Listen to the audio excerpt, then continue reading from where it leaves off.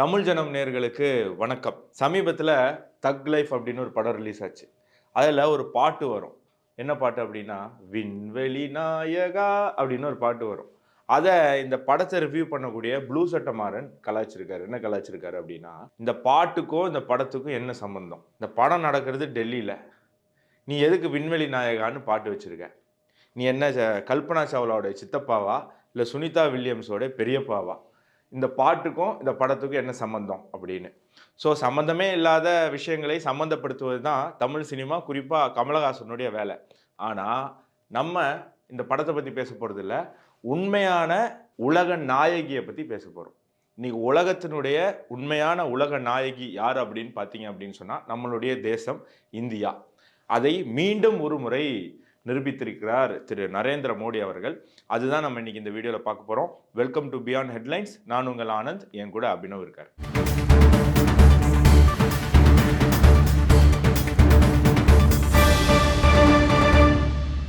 ஏன் இந்தியா விண்வெளி நாயகி, ஏன் இந்தியா உலக நாயகி அப்படின்னு பார்க்கறதுக்கு முன்னாடி இந்த வீடியோவை சப்ஸ்கிரைப் பண்ணாமல் நீங்கள் பார்த்துட்டு இருக்கீங்க அப்படின்னு சொன்னால் கண்டிப்பாக தமிழ் ஜனம் சேனலை சப்ஸ்கிரைப் பண்ணுங்கள். ஏன்னா ஜியோ பொலிட்டிக்கல் நியூஸஸ், தேசிய கண்ணோட்டம் கொண்ட செய்திகள், இதை அனைத்தையும் தரக்கூடிய ஒரு மிக முக்கியமான தமிழ் ஊடகமாக தமிழ் ஜனம் இயங்கி வந்துட்டு இருக்கு. எங்கள் சேனலில் சேட்டலைட்லையும் பார்க்கலாம், டிஜிட்டல்லையும் பார்க்கலாம். ஸோ டிஜிட்டலில் பார்க்குறோன்னு நினைக்கிறவங்களாம் இந்த சேனலை உடனே சப்ஸ்கிரைப் பண்ணிக்கோங்க. ஸோ நம்ம மேட்ருக்கு போவோம். இந்தியாவை G7க்கு அழைக்கலை அப்படின்னு ஒரு குற்றச்சாட்டு வந்தது. உடனே வழக்கம் போல் இந்தியாவை அவமானப்படுத்த நினைக்கக்கூடிய ஒரு கூட்டம் இந்தியாவிலே இருக்குல்ல, அவங்கெல்லாம் எகிரி குதிச்சு வந்தாங்க. வந்துட்டு இது ஒரு மிகப்பெரிய ஃபெயிலியர், G7க்கு இந்தியாவை கூப்பிடவே இல்லை, மோடி அவமானப்பட்டுட்டாரு, இந்தியா ஒரு நாசமான நாடு, இந்தியா ஒரு மோசமான நாடு இப்படின்னு வழக்கமாக ராகுல் காந்தியுடைய நண்பர்கள் ஒரு கட்டுக்கதையை கட்ட வைக்க விட்டாங்க. ஒரு 4 இந்தியா மெம்பரே இல்லை. ஸோ அபினவ் சொன்ன மாதிரி G7ல இந்தியா இருந்ததே கிடையாது. இந்தியா G7உடைய பெர்மனன்ட் மெம்பரே கிடையாது. அன்னைக்கு இருந்த மிக முக்கியமான பொருளாதார ரீதியான முன்தங்கிய 7 நாடுகள் சேர்ந்த கூட்டமைப்பு. அதுல எந்தெந்த நாடு இருக்கு சொல்லுங்க அபினவ். ஸோ அதில் நம்ம பார்த்தோம் அப்படின்னு சொன்னா கனடா இருக்கு, பிரான்ஸ் இருக்கு, யுனைடெட் கிங்டம் இருக்கு, இட்டலி இருக்கு, ஜப்பான் இருக்கு, அப்புறம் யுனைடெட் ஸ்டேட்ஸ். ஸோ இந்த G7 G8 ஆயிடுச்சுல்ல, அந்த கதையை சொல்லுங்க. ஸோ இப்போ பார்த்தோம் அப்படின்னு சொன்னால் 2000 ஏர்லி 20s ரஷ்யாவை இந்த G7ல இணைக்கிறாங்க. அப்படி இணைச்சதுனால இந்த G7 நாடுகள் G8 நாடுகளாக ப்ரமோட் ஆகுது. 2014 ரஷ்யா உக்ரைனில் இருக்கக்கூடிய இந்த கிரிமியா அப்படின்ற அந்த ரீஜியனை கேப்சர் பண்ணிக்குது. அப்படி கேப்சர் பண்ணதுனால ரஷ்யாவை G8ல இருந்து நீக்கிட்டாங்க. அதனால G8 திரும்ப G7ஆ மாறிடுச்சு. ஸோ இந்த G7 மாநாட்டுக்கு சில உலக தலைவர்களை கூப்பிடுவாங்க, அதாவது பெர்மனன்ட் மெம்பரா இல்லாத நாடுகளை கூப்பிடுவாங்க. அப்படி கூப்பிடுறது தான் இந்தியாவை. ஸோ இந்தியாவை மோடி வந்ததுக்கு அப்புறமோ இல்லாட்டி மன்மோகன் சிங் காலத்திலே ஆரம்பிக்கல, வாஜ்பாய் காலத்திலேயே இந்தியாவை இந்த G7 மாநாடுக்கு அழைக்கிறதுக்கான அந்த ப்ராசஸ் ஆரம்பிச்சிடுச்சு. ஏன் 2003 அதுக்கு முன்னாடி கூப்பிடல அப்படின்னா, இந்தியா பொக்ரான் டெஸ்ட் பண்ணதுனால இந்தியா ஒரு நியூக்ளியர் பவராக மாறப்போகுது அப்படிங்கிற வைத்தறிச்சலில் வெஸ்டர்ன் கண்ட்ரிஸ் இந்தியாவை அப்போது தனிமைப்படுத்தி வச்சிருந்தது. ஸோ அதனால் அந்த காலகட்டத்தில் கூப்பிடாம கடைசியில் 2003 வேறு வழி இல்லை, இந்தியாவும் நியூக்ளியர் பவர் ஆகிடுச்சு, இந்தியாவும் ஒரு எக்கனாமிக்கல் பவராக மாறுது அப்படின்றத ரெக்கக்னைஸ் பண்ணி G7 மாநாட்டுக்கு முதல்ல இந்தியாவை அன்அஃபிஷியலாக இன்வைட் பண்ணுறாங்க அன்னைக்கு இருந்த தலைவர்கள். ஸோ அந்த G8 மாநாட்டில் இவர் போய் கலந்துக்கிறார். அன்னைக்கு G8. ஸோ அன்னைக்கு G8 மாநாட்டில் நம்ம வாஜ்பாய் அவர்கள் கலந்துக்கிறார். ஸோ வாஜ்பாயினுடைய அந்த 5 ஆண்டுகள் ஆட்சி, அந்த ஆட்சியில் வாஜ்பாய் செய்த சாதனைகள், அதனுடைய குட்வில் என்ன ஆகுதுன்னா, திருப்பி மன்மோகன் சிங்கை 2005, 2007, 8 and 9, அதாவது அவருடைய ஃபர்ஸ்ட் டென்யூர், அதாவது காங்கிரஸ் யூபிஏ ஆட்சிக்கு அந்த ஃபர்ஸ்ட் டென்யூர் இருக்கு இல்லையா, 2004 இருந்து 2009, அது அப்படியே முன்னாடி இருந்த என்டிஏ கவர்மெண்டோட லெகசியை வச்சு திரும்ப அவரை இன்வைட் பண்றாங்க. இவரும் போய் கலந்துக்கிறாரு. ஆனா என்ன ஆகுது, இவங்களுடைய 5 வருஷம் ஆட்சியை பார்த்துட்டு இந்தியா தேராது அப்படின்னு சொல்லி அடுத்த 5 ஆண்டுகள் இந்தியாவை கூப்பிடவே இல்லை. அடுத்த மன்மோகன் சிங்கினுடைய 5 ஆண்டுகளில் இந்தியாவுக்கு இன்வைட்டே வைக்கல. ஏன்னா அந்த அளவுக்கு மட்டமான ஒரு ஆட்சியானது அந்த முதல் யூபி அரசாங்கத்தில் நடந்தது. ஸோ திருப்பி இந்தியாவை தனிமைப்படுத்தியது உலக நாடுகள். திருப்பி நமக்கு தெரியும் 10 ஆண்டுகள் கழித்து 2014 திரு மோடி அவர்கள் மீண்டும் ஆட்சிக்கு வராரு. ஸோ மோடி எப்பெல்லாம் கூப்பிட்டுருக்காங்க அப்படிங்கிறத சொல்லுங்க. ஸோ மோடி நாம பார்த்தோம்னா 2014 அவர் ஃபர்ஸ்ட் டைம் வராரு. வந்த உடனே அவர் செஞ்ச முதல் வேலைகள் என்ன அப்படின்னா, இந்த மேக் இன் இந்தியா அப்படின்ற விஷயங்கள் எல்லாம் அவர் கொண்டு வராரு. உலக நாடுகளுக்கு டூர் போறாரு. அப்ப எல்லாருமே அவரை வந்து கிண்டல் அடிச்சாங்க. இவர் இந்தியாலேயே இருக்கிறது இல்ல. இவர் இந்தியாவுக்கு பிரைம் மினிஸ்டரா, மத்த நாட்டுக்கு பிரைம் மினிஸ்டரான்னு கேட்டாங்க. அவர் போன எல்லா பயணமுமே டிப்ளமசியை அடிப்படையா வைத்துக் கொள்ளப்பட்ட பயணங்கள். ஸோ அதை நிரூபிக்கும் வகையில் 2019 திரும்ப மோடி அவரை வந்து ரீஎலெக்ட் ஆகிறாரு. அவருக்கு வந்து இன்விடேஷன் வருது. திரும்ப 2021 2020 கொரோனா, 2021 அவருக்கு திரும்ப அழைப்பு வருது. அதுக்கப்புறம் 22 23 24ன்னு வரிசையாக அழைப்பு வந்துக்கிட்டே இருந்துச்சு. இப்போ 2025 இப்போ இந்த நடப்பு ஆண்டு G7 மாநாட்டுக்கும் பிரதமர் நரேந்திர மோடி அவர்களுக்கு அழைப்பு வந்திருக்கு. ஸோ இதுக்கு நடுவில் நம்ம என்ன பார்க்கணும்னா 2014 அவர் ஆட்சிக்கு வராரு. ஆனால் 2019 வரைக்கும் அவரை இன்வைட் பண்ணலை. ஏன்னா அதுக்கு முந்தின 10 ஆண்டுகள் காங்கிரஸ் ஆட்சியினுடைய ஒரு மட்டமான ஒரு நிர்வாக திறமையினால இந்தியாவினுடைய டிப்ளமசி உலக அளவிலேயே பாதிக்கப்பட்டிருந்தது. இந்தியாவை ஒரு தேர்ட் வேர்ல்டு கண்ட்ரியாக தான் பார்த்தாங்க. ஆனால் அபினவ் சொன்ன மாதிரி பிரதமர் மோடி வந்து ஆட்சிக்கு வந்த பிறகு digital India, start up India, stand up இந்தியான்னு ஏகப்பட்ட விஷயங்களை வந்து உருவாக்கி அதன் மூலமாக இந்தியாவை மீண்டும் ஒரு வேர்ல்டு சூப்பர் பவர் ஆக்கி, அவர் சொன்ன மாதிரி உலக நாடுகளுக்கு சுற்றுப்பயணம் போகும்போது அங்கே இருக்கக்கூடிய விஷயங்களை, அங்கே இருக்கிற தலைவர்களை இம்ப்ரெஸ் பண்ணி, இங்கே கூட இந்த ஜல்லிக்கட்டு போராட்டத்தில் ஊரை சுற்றுற மோடி, மெரினா பக்கம் ஆடின்லாம் கௌமாளித்தனமாக கத்திக்கிட்டு இருந்தாங்க. அந்த பீஸுகளுக்கெல்லாம் சொல்லிடுறேன், அவர் உலகத்தை சுற்றி பார்க்க போல, இந்த மாதிரி டூருக்கு போல. அவர் போனது ராஜதந்திர ரீதியாக இந்தியாவுக்கு என்னென்ன நன்மை ஏற்படுத்த முடியும் அப்படிங்கிறது. அதை அவர் எவ்வளவு கச்சிதமாக பண்ணியிருந்தா 2019 2024 வரைக்கும் தொடர்ச்சியாக அவரை G7 மாநாட்டுக்கு கூப்பிட்டுருக்காங்க. இங்க சில புத்திசாலிகள் கேட்கலாம், மோடி அவர் வந்து இவ்வளோ பண்ணாரு, அதனால பொருளாதாரம் வந்து முன்னேறிடுச்சு, இந்தியா வந்து இப்போ வேர்ல்டுல 4வது ஸ்பாட்ல இருக்குன்னு சொல்றீங்க, அதெல்லாம் சரி, அப்புறம் ஏன் G7ல இந்தியா மெம்பர் இல்லை அப்படின்னு கேட்பீங்க. இதற்கு ஒரு பதில் இருக்கு. அந்த பதில் என்ன அப்படின்னு சொன்னா, இந்தியா பொருளாதார ரீதியில உலகத்துல 4வது பெரிய நாடாக இருந்தாலும் பர்ச்சேசிங் பவர் பேரிட்டி, அதாவது தனிநபர் வருமானத்துல இன்னும் கொஞ்சம் பின்தங்கி இருக்கு. அந்த அந்த தனிநபர் வருமானத்தின் அடிப்படையில இந்த G7 நாடுகள்லாம் இந்தியாவோட கொஞ்சம் அதிகமா இருக்கு. உடனே இப்போ திரும்ப எல்லாரும் என்ன கேட்பீங்க அப்படின்னா, பாத்தீங்களா இன்னும் இந்தியா பின்தங்கி தானே இருக்குன்னு சொல்லுவீங்க. ஆனா இங்க தான் விஷயமே இருக்கு. இந்தியா தனிநபர் வருமானத்துல பின்தங்கி இருந்தாலும் ஃபாஸ்டஸ்ட் க்ரோயிங் எக்கனாமியா இருக்கு. இந்தியால அதிக அளவு மேன் பவர் இருக்கு. அந்த அளவுக்கு மேன் பவர் வெஸ்டர்ன் கண்ட்ரீஸ்ல, குறிப்பா இந்த G7 கண்ட்ரீஸ்ல இல்ல. அதனால தான் அவங்க பர்ச்சேசிங் பவர் பேரிட்டில ஹையர் லெவல்ல இருக்காங்க. இப்போ அவங்க தங்களுடைய வளர்ச்சியை சஸ்டெயின் பண்ணிக்கணும்னா அதுக்கு இந்தியாவோட உதவி நிச்சயமா தேவை. அதன் அடிப்படையில தான் ஒவ்வொரு வருஷமும் இந்தியாவுக்கு தொடர்ந்து இன்விடேஷன் கொடுத்துக்கிட்டே இருக்காங்க. அது மட்டும் இல்லை, இந்த பெர் கேபிட்டா இன்கம்மை வச்சு தான் காங்கிரஸ்ல இந்தியாவை கிண்டல் பண்ணுது. காங்கிரஸ் கட்சி என்ன சொல்லுது, நீ என்ன 4வது பெரிய நாடு, ஆனால் ஜிடிபி பாரு, அவங்க வந்து $20,000 இருக்காங்க, நீ ஒரு $2,000 இருக்கு. இந்தியாவுடைய பாப்புலேஷனும் இந்தியாவில் டேக்ஸ் கட்டுறவங்களுடைய பெர்சன்டேஜும் வெறும் 2% மக்கள் தான் இந்தியாவில் இன்னைக்கும் வரி கட்டிக்கிட்டு இருக்காங்க, income tax. So income tax கட்டக்கூடியவங்க வெறும் 2% தான். ஆனால் நம்ம நாட்டினுடைய பாப்புலேஷன் கிட்டத்தட்ட 140 கோடி. ஸோ இது ரெண்டுமே நீங்கள் கம்பேர் பண்ணும்போது இந்தியாவுடைய பெர் கேபிட்டா இன்கம் வந்து கம்மியாக தான் இருக்கும். ஆனால் அதுக்குன்னு இந்தியாவில் இருக்கக்கூடியவங்கலாம் பிச்சைக்காரன்னு அர்த்தம் கிடையாது. இப்போ ஒரு டீ கடை வச்சிருப்பாரு, அவர் இன்கம் டேக்ஸ் கட்ட மாட்டார். ஒரு 4 வீட்டை வாடகைக்கு விட்டுருப்பாங்க, அவங்களாம் இன்கம் டேக்ஸ் கட்டுறாங்களான்னா ஒரு கேள்விக்குறி தான். ஸோ இவங்க யாருமே இன்னும் இன்கம் டேக்ஸ் அந்த ஃப்ரேமுக்குள்ளே வரல. அப்படி அவங்கெல்லாம் இன்கம் டேக்ஸ் ஃப்ரேமுக்குள்ளே வரும்போது இந்தியாவுடைய பெர் கேபிட்டா இன்கமும் உலக நாடுகளுக்கு, வளர்ந்த நாடுகளில் என்ன இருக்கோ அந்த ரேஷியோவில் வருவதற்கான வாய்ப்புகள் அதிகமாக இருக்குது. ஸோ காங்கிரஸுக்கு இந்தியாவை அப்படியே அவமானப்படுத்தணும்னா அப்படியே துடிச்சிக்கிட்டு குதிச்சுக்கிட்டு வந்துடுவாங்க. ஸோ இந்த விஷயத்துலையும் அதை பண்ணுறாங்க. நம்ம நேயர்கள் அதை புரிஞ்சுக்கணும். ஸோ அடுத்தது இந்த G7 மாநாடுக்கு, அந்த G7ல இருக்கக்கூடிய நாடுகளை தவிர்த்து வேற ஒரு நாடு அதிகமான முறை கலந்துக்கிட்டது எது அப்படின்னு சொன்னால் இந்தியா தான்.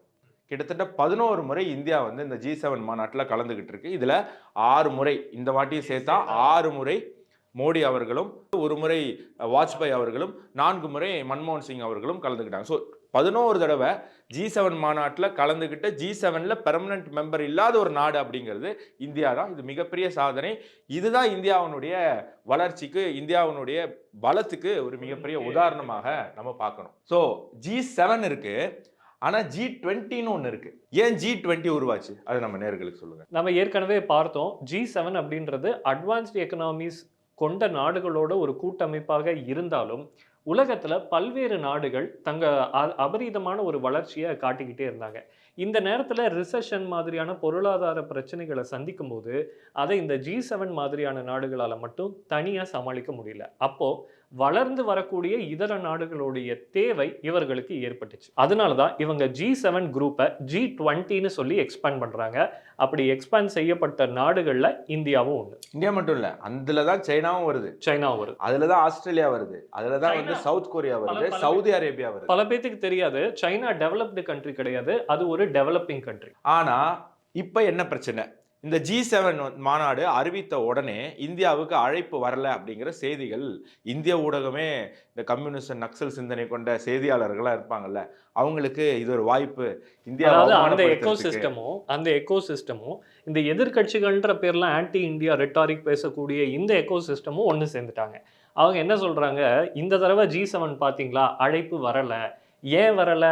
G7 கனடால நடக்குது, கனடா தான் இன்விடேஷன் தரல அப்படின்னா என்ன அர்த்தம்? கனடாவுக்கும் இந்தியாவுக்கும் உறவு சரியாகவில்லை, மோடியோட ஃபாரின் பாலிசி ஃபெயிலியர் ஆயிடுச்சு, ஜெய்சங்கர் எதுவும் செய்ய முடியல அப்படின்ற குற்றச்சாட்டை திரும்பவும் வைக்க. அதாவது அந்த ஊடகவியாளர்கள் அதை செய்தியா போடுறாங்க, இந்தியாவில் இருக்கக்கூடிய எதிர்கட்சிகள் அதை எடுத்து அவங்களுடைய சமூக வலைதளத்தில் போட்டு இந்தியா ஒரு மொக்க நாடு அப்படிங்கிறது மீண்டும் அவங்க எஸ்டாப்ளிஷ் பண்றதுக்கு முயற்சி பண்றாங்க. அதாவது G7ல பிரதமர் மோடி முன்னாடி பேசும்போது அவருடைய உரையை கிண்டல் அடிச்சாங்க. இந்த தடவை கூப்பிடல அப்படின்னு கூப்பிடாத விஷயத்த காரணம் காட்டி விமர்சனம் பண்ணிட்டு இருந்தாங்க. ஏன் கூப்பிடல அப்படிங்கிறத நம்ம பார்க்கணும். கனடாவுக்கும் இந்தியாவுக்கும் என்ன பிரச்சனை அப்படிங்கிறது நீங்க இந்த 3 போட்டோவில் இருந்து புரிஞ்சுக்கலாம். இவர் இன்னைக்கு இருக்கக்கூடிய கனடியன் பிரைம் மினிஸ்டர்.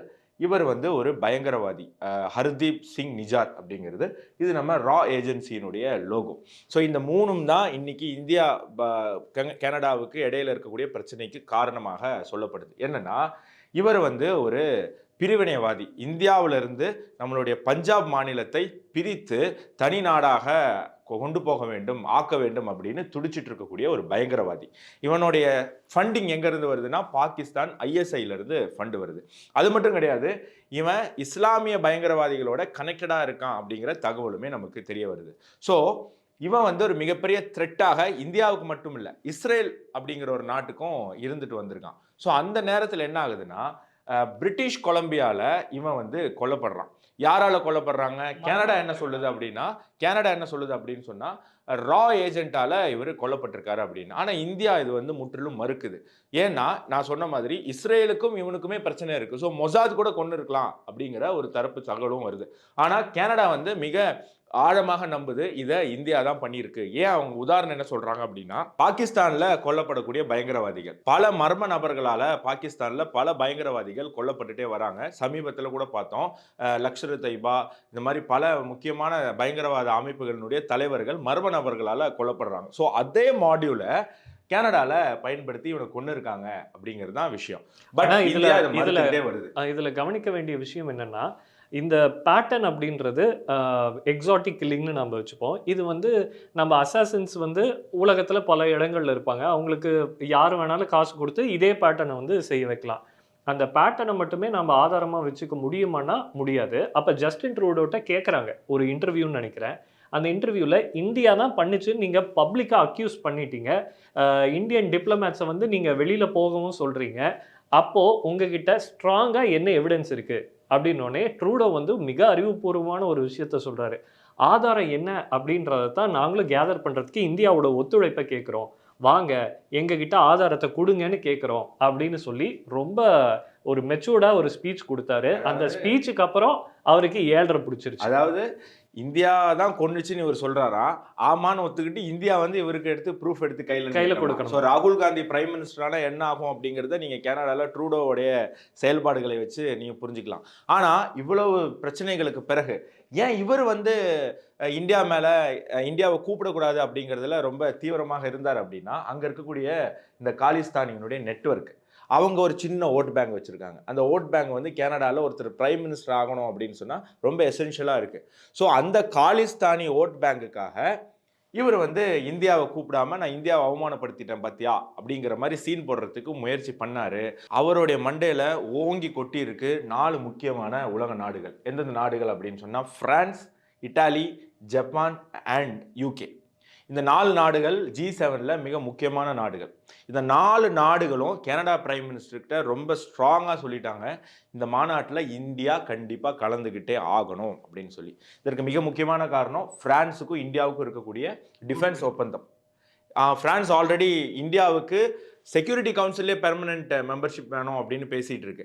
ஏன்னா அவங்க சொன்ன காரணம், இந்தியாவோட தான் நாங்கள் அடுத்த 100 ஆண்டுகள் டிராவல் பண்ண போகிறோம், டிஃபென்ஸ் ரீதியாகவும் சரி எக்கனாமிக்கல் ரீதியாகவும் சரி நாங்களும் இந்தியாவும் ஒரு மிகப்பெரிய பார்ட்னராக இருக்கோம் அப்படின்னு. ஸோ அந்த இடத்துல பிரான்ஸ் விட்டு கொடுக்காம G7ல கண்டிப்பாக நரேந்திர மோடி அவர்கள் கலந்துக்கணும் அப்படிங்கிறத ரொம்ப ஸ்ட்ராங்காக சொன்னாங்க.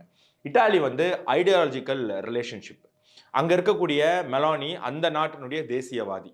ஸோ அந்த நாட்டு மக்கள் அந்த நாட்டு கலாச்சாரத்தை ப்ரிசர்வ் பண்ணணும், அங்கே இருக்கக்கூடிய கம்யூனிஸ்டுகளை ரொம்ப ஸ்ட்ராங்காக எதிர்க்கக்கூடிய ஒருவர், அங்கே வரக்கூடிய சட்டவிரோத இஸ்லாமிய குடியேறிகளை எதிர்க்கக்கூடிய ஒரு பிரைம் மினிஸ்டர். ஸோ அவங்களுக்கு இந்த கம்யூனிஸ்டையும் இந்த இஸ்லாமிய பயங்கரவாதிகளையும் எப்படி கையாளுறது அப்படிங்கிற ஒரு கன்ஃபியூஷன் யூரோப் முழுக்க இருக்கு. ஸோ அவங்க இந்தியாவை தான் ஒரு எக்ஸாம்பிளாக பார்க்குறாங்க. ஏன்னா இந்தியா இதை கடந்த 1000 ஆண்டுகளாக மிக நேர்த்தியாக கையாண்டு கொண்டு இருக்கு. ஸோ ஒரு ஐடியாலஜிக்கல் பார்ட்னராக இட்டாலி இருக்கு. ஸோ இட்டாலியுமே வந்து மோடி கண்டிப்பாக கலந்துக்கணும் அப்படிங்கிறத ரொம்ப ஸ்ட்ராங்காக கனடியன் பிரைம் மினிஸ்டருக்கு ஃபோன் பண்ணி பேசியிருக்காங்க, டெலிஃபோனிக்கல் கான்வர்சேஷன் கூட. ஜப்பான் நம்மளுக்கு தெரியும், எப்போவுமே இந்தியாவுக்கு மிக நெருக்கமான ஒரு நாடாக இருந்திருக்கு. பல தடவை இந்தியாவுக்கு உதவி பண்ணியிருக்கு.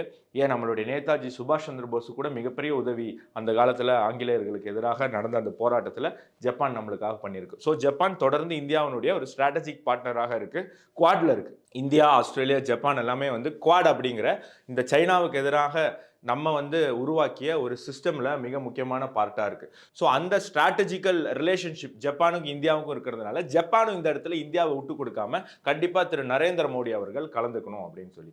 அண்ட் இங்கிலாந்து நமக்கு தெரியும், இப்போ தான் இந்தியா வந்து அவங்கள சர்பாஸ் பண்ணி எக்கனாமிக்கல் ரீதியாக முன்னேறி இருக்கும். அண்ட் அங்கே ஒரு ஃபினான்ஷியல் பிரச்சனை இருக்குது இங்கிலாண்டில்.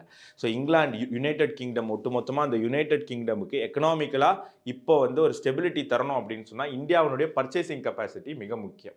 ஸோ அதில் ஒரு வர்த்தக ஒப்பந்தம் சமீபத்தில் மோடியும் அங்கே இருக்கக்கூடிய பிரைம் மினிஸ்டருமே போட்டிருக்காங்க. ஸோ அந்த ஒப்பந்தம் எவ்வளவு முக்கியம் அப்படிங்கிறத இங்கிலாண்டும் கனடா பிரைம் மினிஸ்டருக்கு ஒஃபிஷியலாக சொல்லி மோடியினுடைய பிரசன்ஸை உறுதிப்படுத்தியிருக்காங்க. ஸோ இந்த 4 கண்ட்ரியும் போட்ட ப்ரெஷரில் வேறு வழி இல்லாமல் கனடியன் பிரைம் மினிஸ்டர் மோடி அவர்களுக்கு ஃபோன் பண்ணி நீங்கள் கண்டிப்பாக இந்த நிகழ்ச்சியில் கலந்துக்கிட்டே ஆகணும் அப்படின்னு உறுதிப்படுத்தியிருக்காரு.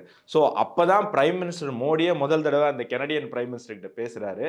பேசும்போது நீங்கள் பிரதமர் ஆனதுக்கு வாழ்த்துக்கள் அப்படிங்கிறத கூடுதலாக அவருக்கு சொல்லியிருக்காங்க. ஸோ இன்னைக்கு இந்தியாவை தனிமைப்படுத்தணும் அப்படின்னு எந்த நாடுகள் நினைச்சாலும் அது ஏற்புடையது அல்ல அப்படிங்கிறது இந்த உலக நாடுகள் இந்தியாவுக்கு தரக்கூடிய முக்கியத்துவத்தில். இதுல இன்னொரு முக்கியமான விஷயம் இருக்கு. இப்போ நம்ம பார்த்த இந்த பிரான்ஸ், இட்டலி, இப்போ யூரோப்பே வந்து ஒரு கிரைசிஸ்ல இருக்கு. என்ன கிரைசிஸ்னா மைக்ரேஷன் கிரைசிஸ். நம்ம ஏற்கனவே பார்த்தோம், இந்த அட்வான்ஸ்டு எக்கனாமிஸ்க்கு வந்து பாப்புலேஷன் இல்லை. பாப்புலேஷன் இல்லாததுனால அவங்களால மேனுஃபேக்சரிங் செக்டரில் கவனம் செலுத்த முடியல. மேனுஃபேக்சரிங் செக்டரில் கவனம் செலுத்த முடியலன்னா அடுத்த 20 வருஷத்தில் இவங்க பின்தங்கிடுவாங்க. அப்போ இவங்களுக்கு மேன் பவர் வேணும். மேன் பவருக்கு என்ன பண்ணுறது? அப்போ தான் மிடில் ஈஸ்டர்ன் கண்ட்ரீஸ்லேருந்தும் டர்க்கி மாதிரியான நாடுகள்லேருந்தும் நிறைய மைக்ரன்ஸை இவங்க ஏற்றுக்கிறாங்க அவங்களோட நாட்டுக்குள்ளே. ஆனால் அப்படி வரக்கூடிய மைக்ரன்ஸ் ஒரு பொலிட்டிக்கல் அவுட்ஃபிட்டாக ஃபார்ம் ஆகி இவர்களுடைய நாட்டுக்கு எதிரான ஒரு கொள்கையை அவங்க ப்ரப்போஸ் பண்ணுறாங்க. இதனால நேட்டிவ் யூரோப்பியன்ஸுக்கும் மைக்ரண்ட் யூரோப்பியன்ஸுக்கும் நடுவில் ஒரு மிகப்பெரிய போராட்டமே வெடிச்சுக்கிட்டு இருக்கு. அது அங்கே உள்ள மெஜாரிட்டி மைனாரிட்டி கான்ஃப்ளிக்டாக உருமாறிட்டு இருக்கு. இந்த நேரத்தில் இந்த பிரச்சனையை சால்வ் பண்ணணும்னா அவங்களுக்கு பெரிய பாப்புலேஷன் கொண்ட ஒரு நாட்டோட ஆதரவு தேவை. அந்த பாப்புலேஷன் இவங்களுக்கு எதிராக இருக்கக்கூடாது, ஆதரவான மனநிலையோடு இருக்கணும். அந்த நாடு வளர்ந்தா பின்னாடி இவங்களுக்கு எதிராகவும் திரும்பிடக்கூடாது. இந்த மாதிரி ஒரு சூழ்நிலை. சரி, சைனாவை நம்பலாமா அப்படின்னு பார்த்தா ஏற்கனவே சைனாவை நம்பி என்ன ஆச்சு அப்படின்றது எல்லாருக்குமே தெரியும். அப்போ இதற்கு ஈக்விவலண்டான ஒரு மாற்று, ஒரே ஒரு மாற்று இந்தியா மட்டும்தான். ஸோ இந்தியாவை தான் நம்ப முடியும் அப்படிங்கிறத நம்ம பார்க்கணும். உலக நாடுகளே நம்பிக்கை அப்படிங்கிறதுக்கு ஒரு மிகப்பெரிய உதாரணமாக இந்தியாவை பார்க்குது. ஸோ இந்த இடத்துல தான் நம்ம இந்தியாவினுடைய எதிர்கட்சிகளினுடைய செயல்பாட்டை புரிஞ்சுக்கணும். இப்போ G7க்கு இந்தியாவுக்கு இன்வைட் கிடைக்கல. இயல்பாக நம்ம என்ன பண்ணியிருக்கணும்? எப்படி நீ இன்வைட் தரமாட்ட அப்படி தானே கேட்டிருக்கணும். கனடாவே, இந்தியா எவ்வளோ பெரிய நாடு தெரியுமா? எங்களுடைய வரலாறு தெரியுமா? நாங்கள் இப்போது எந்த அளவுக்கு உயர்ந்திருக்கோம் தெரியுமா? இங்கே எந்த மாதிரியான ஒரு டெக்னாலஜி டெவலப்மெண்ட் இருக்குன்னு தெரியுமா? நீ எங்களை அவாய்ட் பண்ணிட்டு G7 நடத்திடுவியா? அப்படி நீ G7 நடத்தினா அது வெற்றிகரமாக போகுமா? இப்படி கேள்வி எழுப்புறதை விட்டுக்கிட்டு அவ்வளோதான் இந்தியா மொக்க நாடு, இந்தியா வந்து கேவலமான நாடு அப்படின்னு ஒரு எதிர்க்கட்சி பரப்புது அப்படின்னா அந்த எதிர்க்கட்சி இந்த நாட்டுக்கு தேவையா?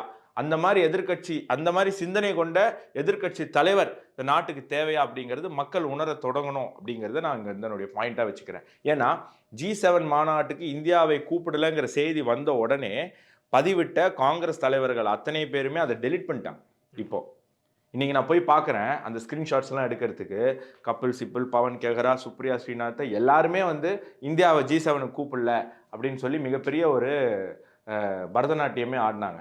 சரி, அதெல்லாம் ஸ்க்ரீன்ஷாட் எடுக்கலாம்னு இன்னைக்கு போய் பார்த்தா நைட்டோட நைட்டாக டெலிட் பண்ணிட்டு எல்லாருமே அப்ஸ்காண்டு.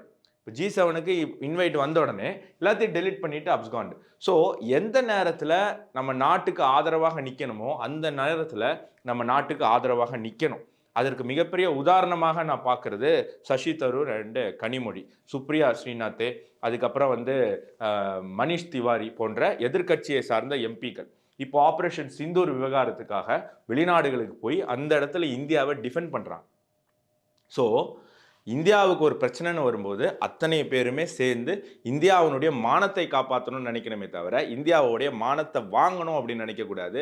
துரதிருஷ்டவசமாக இந்தியாவுக்கு இருக்கக்கூடிய எதிர்க்கட்சியும் எதிர்க்கட்சி தலைவரும் இந்தியாவை எப்படியெல்லாம் அவமானப்படுத்தலாம் அப்படிங்கிறது அவங்களுடைய கனவாக இருக்கு, திட்டமாக இருக்கு, செயலாக இருக்கு அப்படிங்கிறது மிகப்பெரிய வருத்தத்தை ஏற்படுத்துது.